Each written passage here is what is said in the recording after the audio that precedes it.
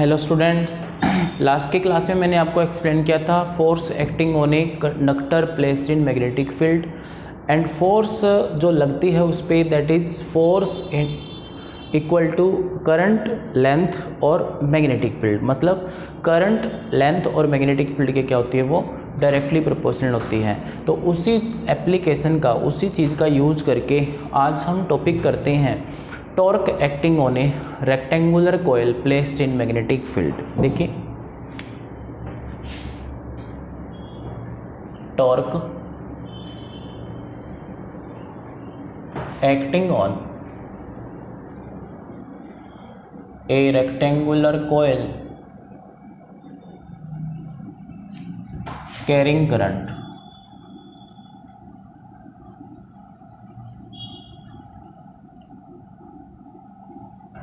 किसी rectangular coil में current चल रहा है, तो आइए सबसे पहले उसका डायग्राम देख लेते हैं हम। ठीक है, एक किसी रेक्टेंगुलर कॉइल को मैंने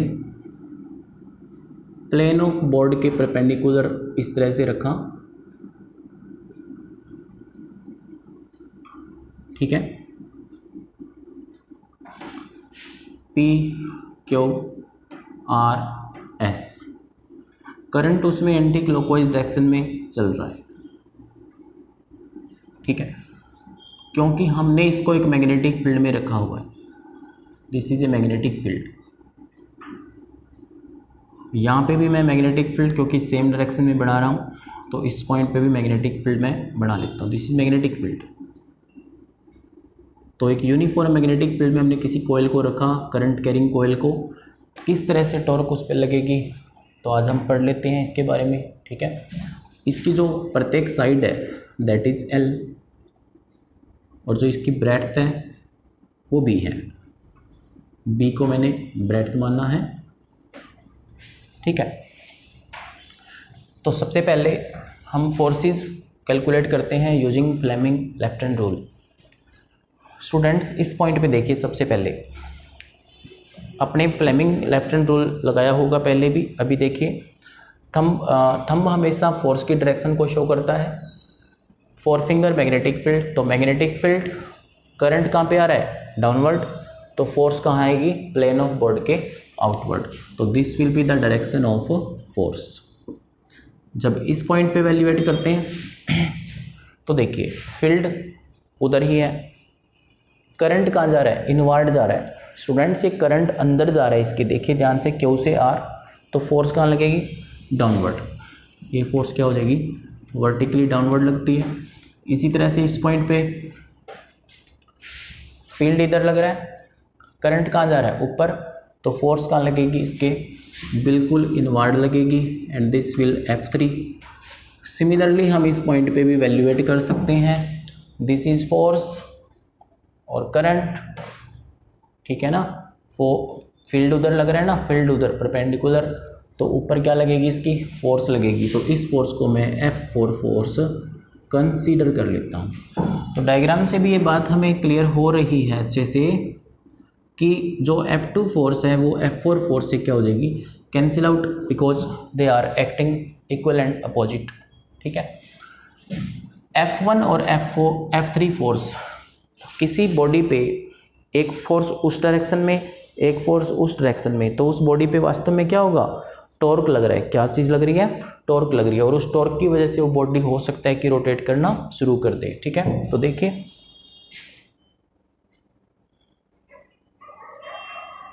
consider a rectangular coil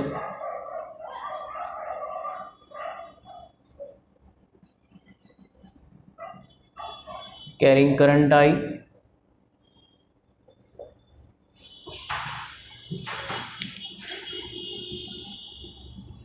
placed in magnetic field B,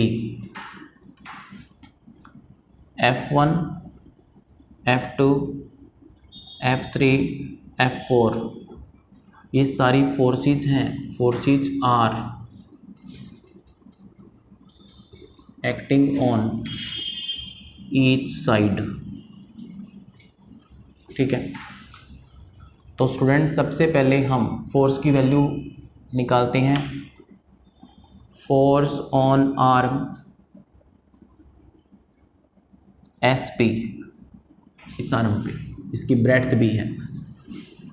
तो देखिए ये कंडक्टर है और कंडक्टर पे फोर्स का फॉर्मूला क्या होता है, I B, B is the length of that conductor, ठीक है, क्रॉस B। तो ये आ जाएगा फर्स्ट इक्वेशन। ओके, इसकी डायरेक्शन कहाँ पे है, अपवर्ड है। Similarly force on arm QR, तो QR पे कितनी आ रही है, दैट इज F2। ये वैल्यू भी क्या आएगी, I B इंटू B। तो क्या हो जाएगा, ये डाउनवर्ड लग रही है, since F2 and F4 are acting in opposite direction, so they cancel each, एक दूसरे को वो कैंसिल आउट कर देंगे। बट अब हम वैल्यूएट कर रहे हैं F1 फोर्स की वैल्यू को, जो ये यहाँ पे लग रही है। तो देखिए फोर्स ऑन आर्म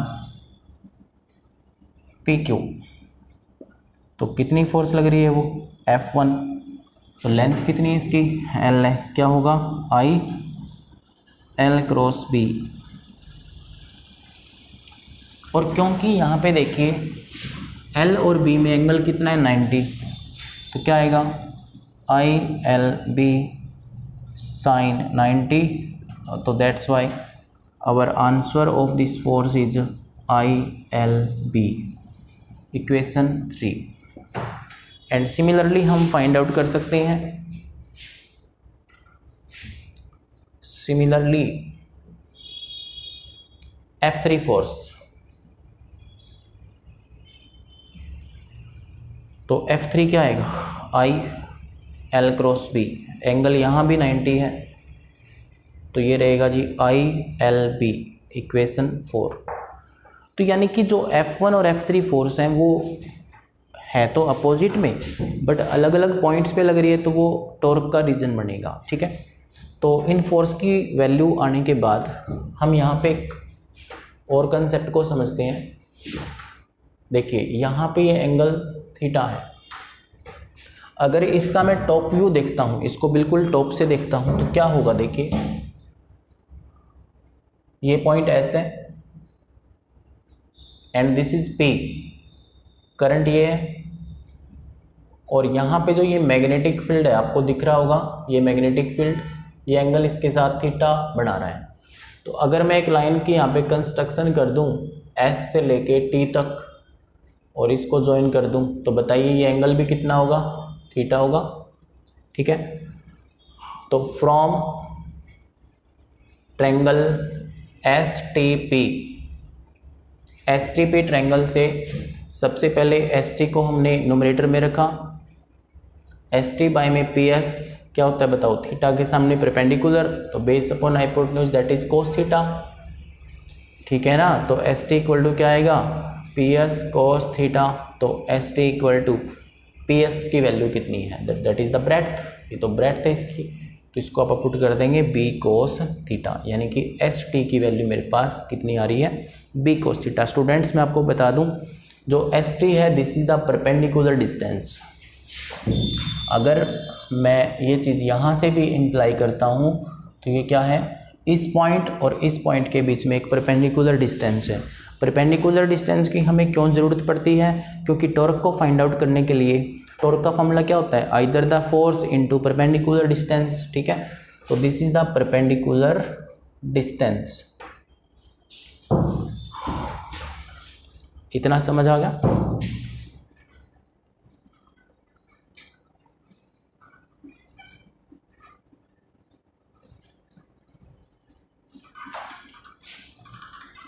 एक कंसेप्ट और देखिए इसमें, अगर इस कॉइल का प्लेन मैग्नेटिक फील्ड के साथ अल्फा एंगल सबटेंड कर रहा हो, if plane of coil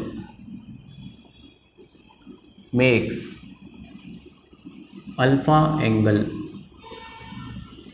with magnetic field, तो क्या होगा, theta plus alpha equal to 90 degree, तो theta equal to 90 minus alpha, तो बताइए कोस थीटा इक्वल टू क्या आएगा, कोस 90 माइनस अल्फा।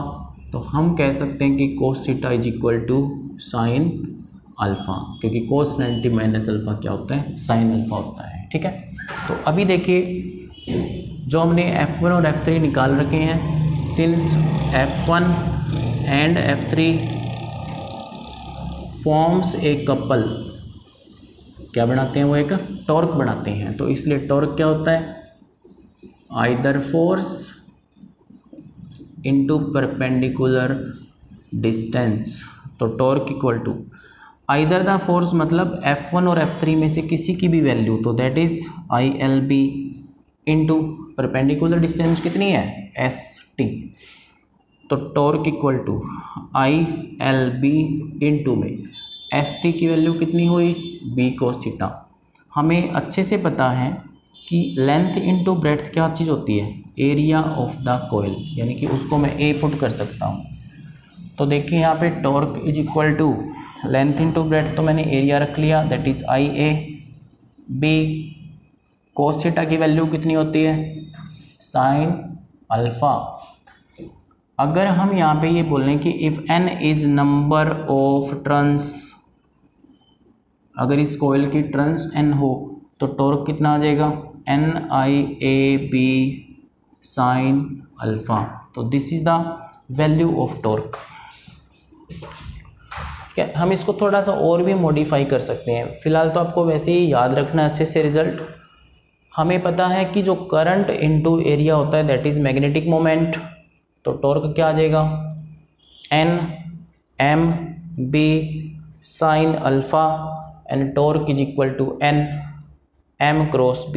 हम ये भी लिख सकते हैं क्योंकि साइन अल्फा को हम अगर रिमूव करें यहाँ से क्रॉस प्रोडक्ट की फॉर्म में, तो ये रिजल्ट आता है। यहाँ पे मैं दिख नहीं रहा होगा, इधर लिख रहा हूँ, देखिए students, current into area M होता है, तो टॉ इक्वल टू क्या आएगा, NMB साइन अल्फा, तो torque equal to NM cross B। हम ऐसा राइट कर सकते हैं। तो this is the torque acting on the rectangular coil. This was the topic which was so important and it is used in moving coil galvanometer, जो कि बहुत ही अच्छा टॉपिक है। आप नेक्स्ट क्लास में करेंगे उसको।